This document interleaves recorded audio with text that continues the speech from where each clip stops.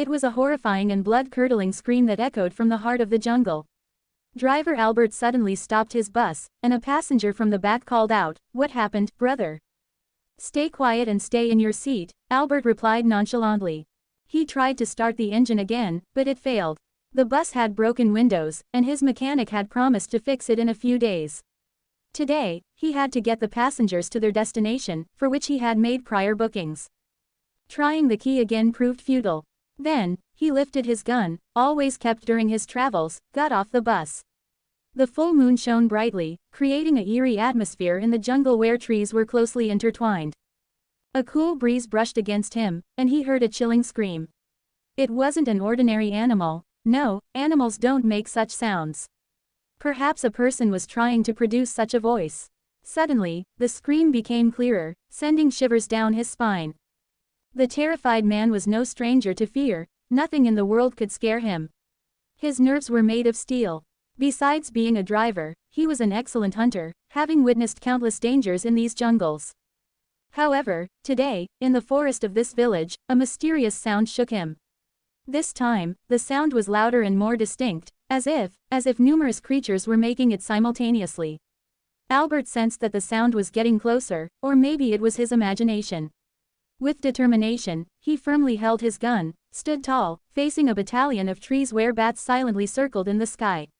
A few large bats approached him, but fearfully retreated. He saw moonlight gleaming in the eyes of foxes. He was a brave soul, playing with powerful and dangerous friends who considered him a player.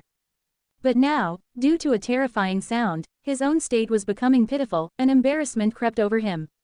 Suddenly, near a tree, he sensed something moving, white and subtle. For a moment, he doubted his eyes, but no, there was definitely a presence. Then he remembered the humorous tales he had heard about this jungle, dismissed as damaged, but he didn't believe such stories and chuckled at those who told them. In that moment, a stray piece of clouds unveiled the moon's radiant face, revealing sparkling eyes in the darkness. Albert was captivated by those eyes, a deep yellow hue, shining in the dark. He couldn't decide if it was a fearsome wolf, a creature resembling both wolf and leopard, or a beast similar to tigers and cheetahs. Unable to discern the creature's identity in the darkness, only its forehead with thick fur were visible, and large, intense eyes. The cloud drifted away from the moon's face. Albert, now able to see clearly, took 2 steps back as a shiver ran through his body. The remaining part of the creature's body was now visible, resembling a human but with a creature-like appearance. It uttered a terrifying sound. Albert's heart raced as he realized he was facing a humanoid creature, or perhaps a creature like human. These beings were referred to as Brahmins by the locals, known for their thirst for human blood and flesh. Albert used to laugh at stories of such creatures, but today, he saw a wolf with his own eyes. With trembling hands, Albert aimed his gun and fired, causing passengers to disembark the bus. Albert, sneezing, told them, "Get in the car." As he turned, the wolf's eyes glowed like fiery embers. Suddenly, the entire jungle echoed with the sounds of wolves. Albert looked around. They were surrounded. "Oh God, have mercy," he prayed, making a cross on his chest. Another wolf emerged behind the first one, roaring. Albert bravely raised his gun, but the wolf charged. The gun fell from Albert's hands, but he quickly picked it up, fired, and hit the charging wolf precisely. Yet, the wolf, injured, continued its fierce approach.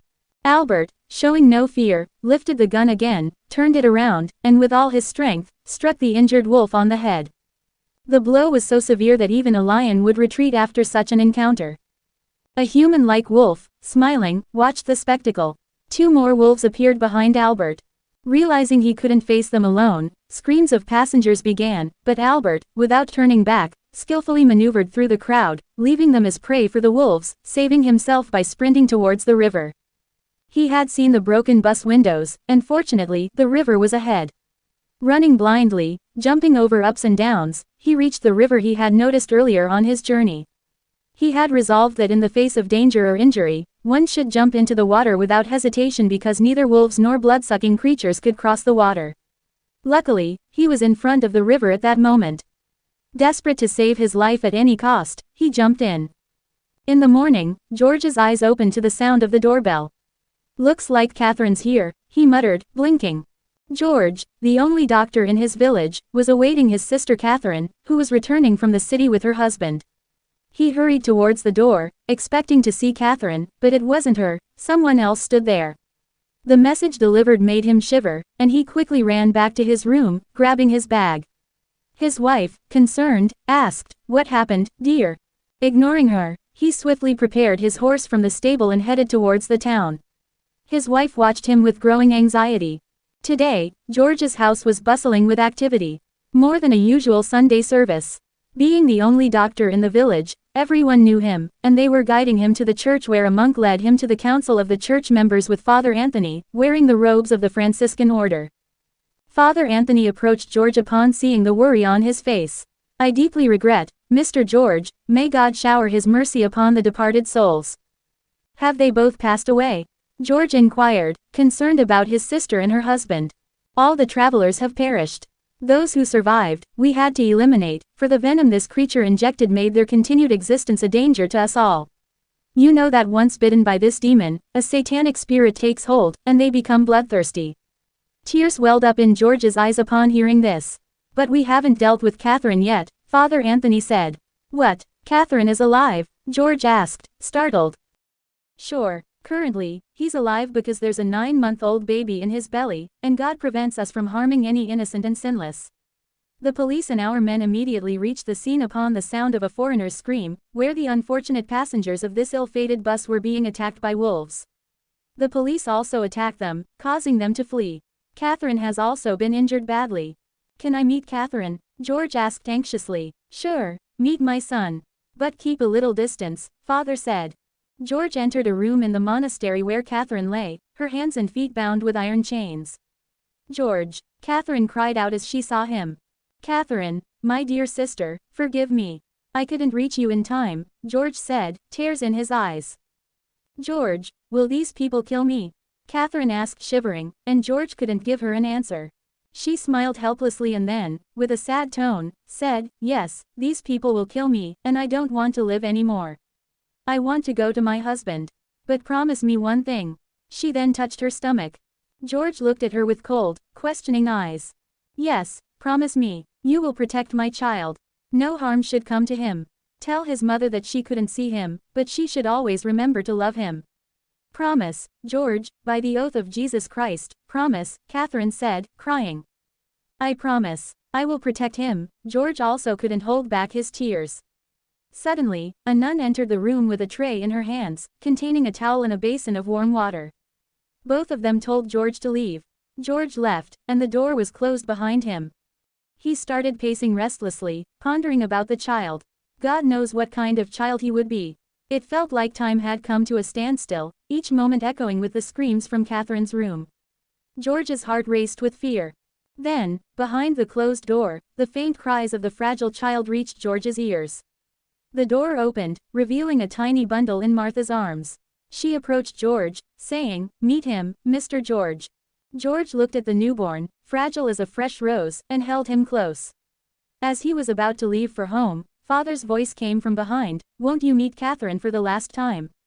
"I don't have the courage to face her, Father," George replied, glancing towards Catherine's room. "I'm sorry, Mr. George. This demon has attacked our village for the first time. We used to receive information about its attacks from different places, but this time, we've informed the authorities. Hopefully, this demonic menace that quenches its thirst with human blood will be eradicated soon, with God's will." "Amen," George crossed himself. Upon reaching home, he shared the child with his wife Martha, and as they discussed the situation, both were deeply saddened.